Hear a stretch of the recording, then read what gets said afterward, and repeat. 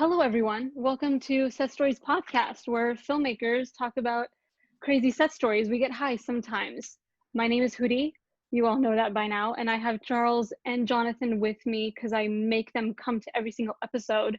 And Charles is, of course, smoking again from his Gandalf pipe, which looks amazing. What are you smoking, dude? Smoke on peace What is pipe. it? A what? I have to smoke from peace pipe. The blessed. You Oh, smoke to from peace bless pipe it. for peace. It's sativa, and I think it's blueberry. Ooh, yummy. I think That sounds good. yeah. Today's episode, we have another guest on today's episode. He's a friend of mine. I worked with him before. He was amazing on set. I would love to work with him again. We have Stephen Ho with us, everybody. Hey. Hello. Woo! Hey, How good are to be here. you? Doing all right. Thank you so Doing much good. for coming. Yeah, thank you so much. So tell us a little bit about yourself, what you do in this crazy industry, and where you want to end up, unless it is what you want to do, and why you're making films. Yeah. I mean, I'm a DP. I've been working professionally as a DP for about 6 years now. Previous to that, I was a professional stagehand. I used to work for UC Davis and UC Berkeley, and their big theaters. And then it got to the point where I realized that I couldn't really advance if I was going to stay as a stagehand, because once you're a stagehand, it's just like that's all you're going to do. Like maybe I would become like a master electrician or a master carpenter, but like it wasn't really something that I was interested in doing. So I moved down here to go to film school. Actually, I went to Chapman, and I did their master's in cinematography, and just working as a DP since. Occasionally doing like stuff like being in the G&E department and ACing and DITing, and once in a while coloring, but generally just trying to stay focused on being a DP. Amazing. Awesome. Yeah. Do you have any stories for us, Stephen? I mean, like to circle back on a previous episode, the one that Harris Smith told Ooh, about I love the Harris. guy who got injured, and so I was partially there for that. What happened was it happened really early in the morning, and I was at the school, actually preparing to go to another set. I was getting ready for the carpool, and I think I was getting like a breakfast or something from the vending machine, which is right next to the stage where it happened. And I remember just walking towards the vending machine, and I saw like the guy who got injured holding his head and walking outside to the loading dock. I was like, oh, that's weird. And then I looked on the ground, and there's like a trail of blood. I was like, oh shit, what the fuck happened? And I like the first AD walked out, and I was like, what the fuck happened? And he's like, oh, so-and-so got injured, and he's got to go to the hospital. Like, fuck me, man. That's crazy. But yeah, that's like, just confirming that, yeah, the story It did that happen. you're told, it actually happened. Oh gosh. See, that's why it's important how to lower a light down, or else gravity will do its work and Yeah, it'll smack you in the side of your face. I mean, like I've heard various versions of like how it happened. I have no idea like which one is like sort of the truth, or if it's like the truth is in the middle sort of thing. But Actual persons. What ended up happening was like got hit on the head, got injured, got knee stitches, and it was unfortunate that happened. But it's a story that like you gotta sort of pay attention on sets, especially big stages where you're working with big lights, and there's like huge like overhead rigging systems, and you just gotta pay attention. Yeah, it's scary. I mean, sets are dangerous like all the time. That's why there's workers' comp. They can get up there.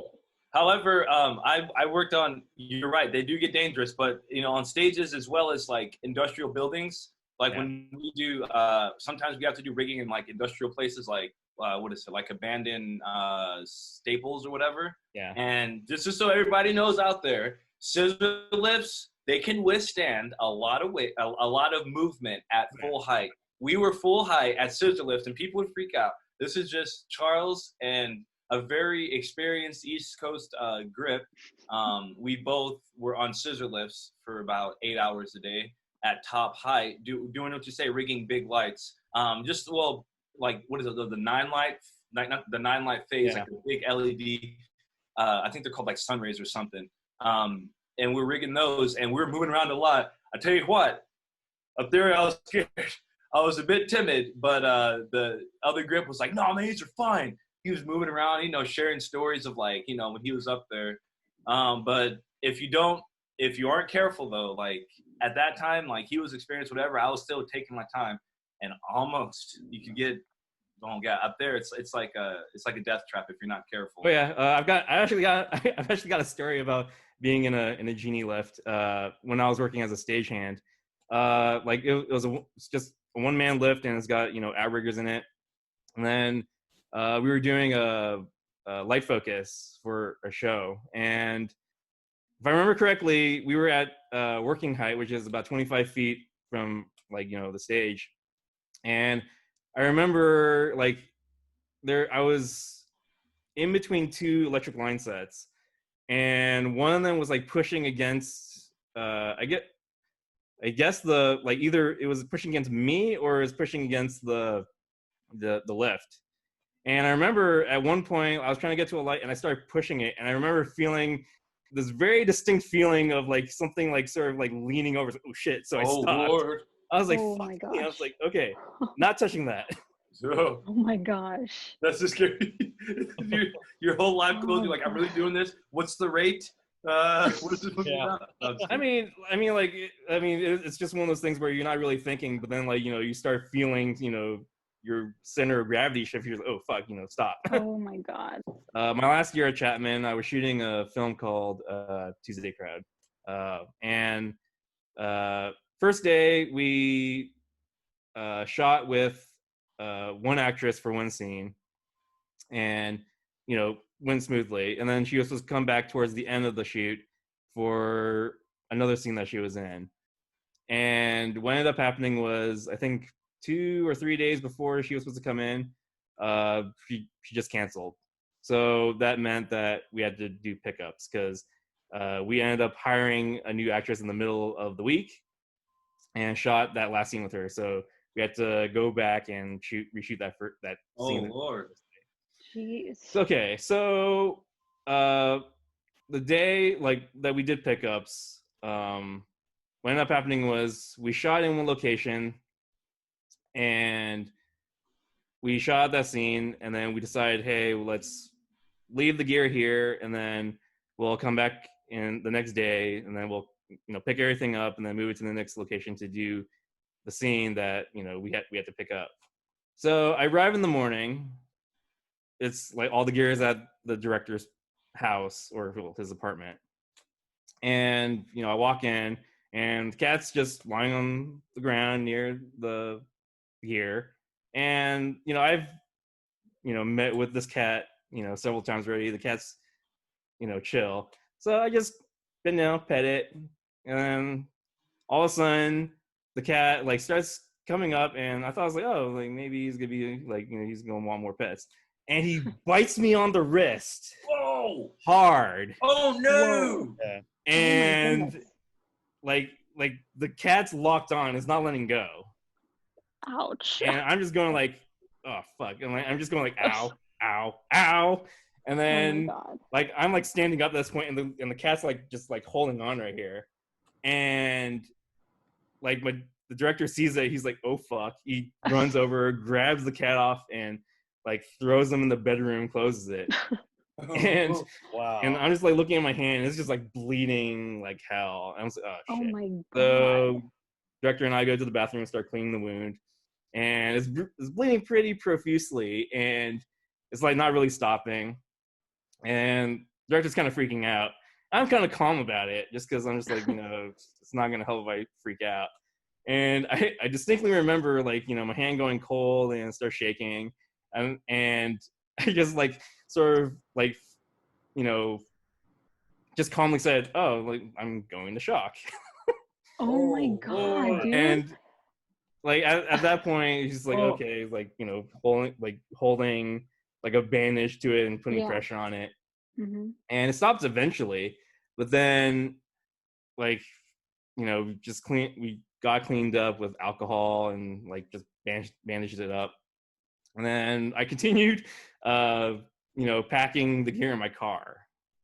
And then like went away for a little bit, and then went to the next set and shot like that last scene. And throughout that time when I was shooting that last scene, like that pickup, I'm just like, like my hand's getting sore, and it's like I can't really put my hand in my pocket to grab my keys. So I'm doing this weird thing. I'm using my left hand to go into my right pocket. It's a little awkward. And the shooting went by without a hitch. But the next morning, I wake up, my hand's swollen like a motherfucker. And oh my God. I'm just like, okay, this isn't good. So I called my brother and I asked him, like, hey, can you take me to the hospital? It's like, I need to go to the ER because this thing's infected. And so he came down, drove me to the hospital, and like signed in, and took me into the back, just sat me on a bed, just like, wait here, doctor will be here. And I like waiting there 5 minutes, just watching TV because so it's Super Bowl Sunday, so I'm watching the Super Bowl in the ER. Great way. It worked out. And the doctor comes in, he pauses, he looks at my hand, he looks at me, and then he turns around and goes, nurse, I need an IV of like amoxicillin, like stat. And he turns around and he goes yeah, I don't really need to look at it, it's infected. And he just says hey, if you had waited a couple days, then you probably would have lost your hand. So whoa, dude, it was that bad. Oh my goodness gracious. What position were you on that set? I was DP. Oh, you're yeah. Oh my God. And camera operator. Yeah, well, for the pickups, I was also the camera operator. During principal photography, we had a camera operator. But have you worked with any interesting directors recently? New directors that you haven't worked with before? I'm currently working with a director now. So he started out as an actor, but then he kind of wanted to create his own sort of his opportunities for acting, and also he wanted to direct. So I've been working with him quite a bit, just shooting short little, I think 5-minute short films, usually horror. And then so we've just been continually working together for I think since November. And we've just been sort of talking about we should do a horror feature, which is a no budget affair. So we've been talking about doing that, and then we've also been talking about doing a web series that supposedly is shooting next week, but who knows with COVID and shit.